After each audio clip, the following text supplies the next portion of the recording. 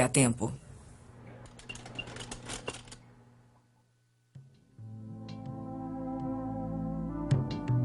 É difícil para nós imaginar um mundo sem vacinas para doenças como gripe, varíola ou pólio.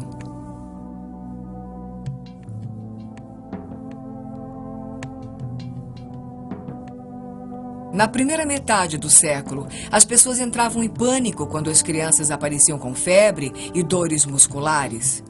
Poderia não ser nada, mas poderia terminar com a criança passando o restante da vida em um cilindro pressurizado chamado pulmão de ferro.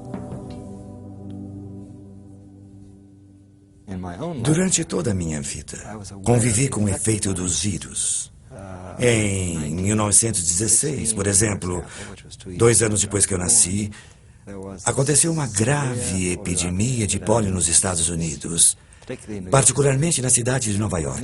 E depois, novamente, em 1918 e 1919, houve uma grave epidemia de gripe.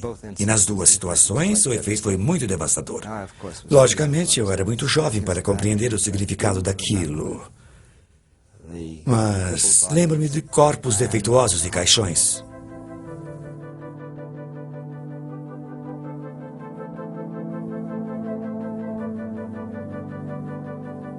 Ninguém sabia por que a pólio causava paralisia ou morte, muito menos que podia ser transmitida por alimentos contaminados, água ou saliva. Remédios caseiros e profiláticos nasceram do desespero. Quando a pólio atingiu Franklin Roosevelt, depois dele ter nadado em um lago gelado, as pessoas acharam que a água gelada poderia ter sido a causa. No final da década de 40, o jovem Jonas Salk estava a caminho para se tornar um herói para o mundo inteiro. Devotei toda a minha vida para a medicina.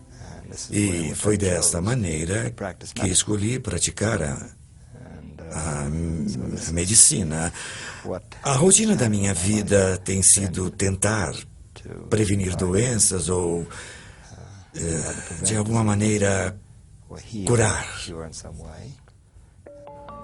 Sua maior conquista aconteceu quando os cientistas de Harvard encontraram uma maneira de desenvolver o vírus da pólio em grande quantidade. Salk conseguiu a matéria-prima necessária para desenvolver a vacina.